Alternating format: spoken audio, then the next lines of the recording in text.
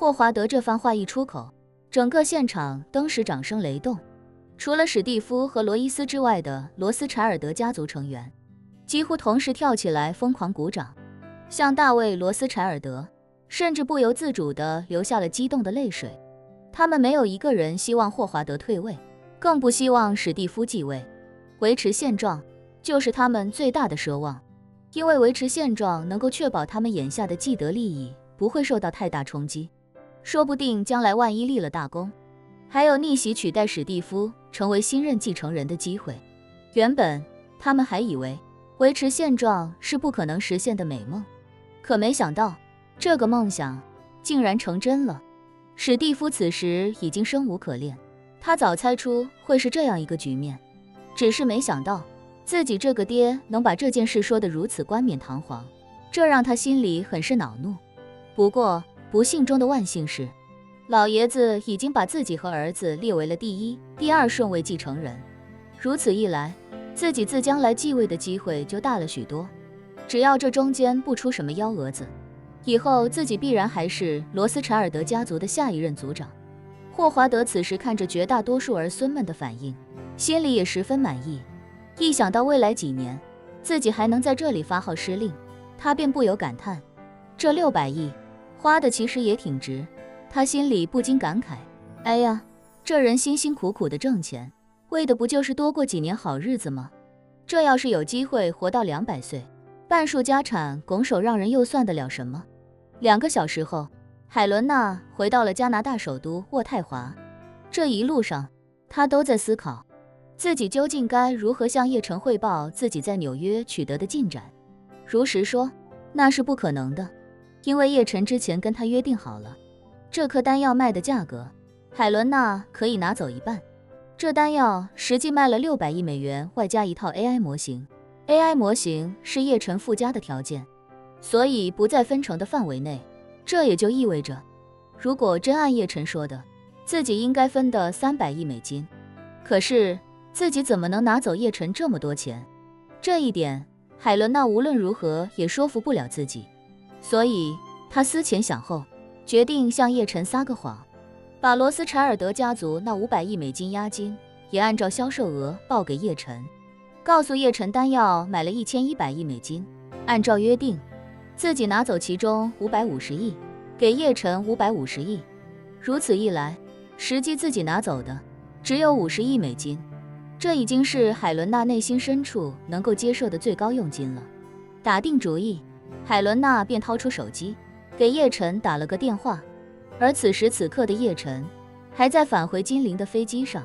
距离金陵还有差不多1个小时的航程。由于吴飞燕就在美国，所以叶晨从加拿大折腾回美国之后，并没有乘坐比较惹眼的协和客机，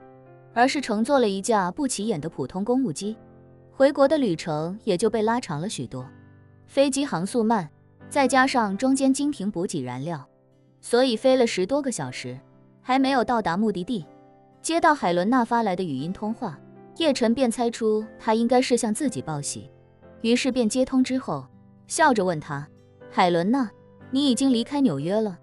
对，海伦娜恭敬地说道，叶先生，我已经回到加拿大了，想打电话向您汇报一下在罗斯柴尔德家族的经过。叶晨笑着说道，你说吧，我听着。海伦娜随即便将自己与霍华德见面的全过程相对详细的向叶晨做了复述。提到价格的时候，她撒谎道，叶先生，我与霍华德最终达成的价格是，他支付1100亿美元的现金，外加在北欧搭建一套完整的 AI 模型，并且维持至少20年更新升级。1100亿，叶晨不禁有些惊讶，开口道，你这可是让霍华德大出血了。海伦娜笑道，谁让他一开始只愿意出1亿美金，他要是主动开个100亿，我可能抬到200亿也就差不多了。结果他一开口来个1亿美金，语气还跟自己出了天价似的，我就想着干脆1不做2不休，狠狠地敲他一笔。叶晨微笑道，罗斯柴尔德家族富可敌国，让他们出点血对他们来说也到不了伤筋动骨的地步，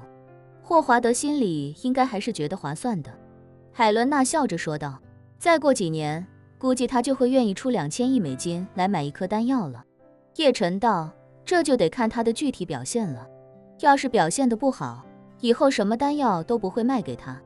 电话那头的海伦娜这时开口道：“对了，叶先生，您什么时候方便？给我一张银行卡，我把您的那部分钱汇给您。”叶晨刚想答应，却忽然觉得好像有些不太对劲。以海伦娜的性格，如果这一单真的成交了1100亿美金，她一定会找各种理由来降低她自己的分成。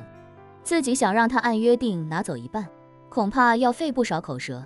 可是现在的海伦娜几乎没有任何迟疑，便要直接与自己55分账，这与她一贯的表现大相径庭。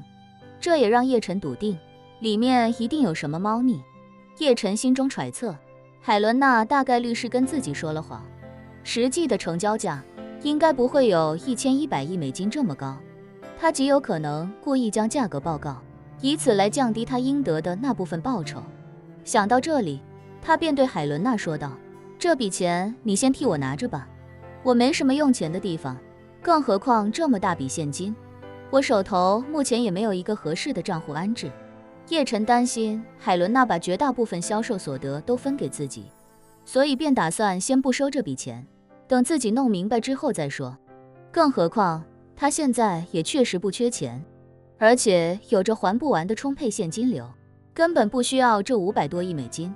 还不如先把钱留在海伦娜的手里。一方面能防止海伦娜多给，另一方面以后自己在欧美恐怕难免会有用大笔资金的地方，钱放在海伦娜手里的话，更方便在欧美消费。海伦娜还不知叶晨的用意，以为他真的没有合适的账户来收取这笔资金，于是便问他：“如果您需要一个隐秘的账户，我可以帮您联系一下瑞士银行，让他们给您开一个高保密级别的账户。”“不用了。”叶晨笑着说道，“就先放在你那吧，我需要用的时候会跟你联系的。”海伦娜迟疑片刻，还是答应下来，道：“那好，叶先生，这550亿美元我会先替您保管。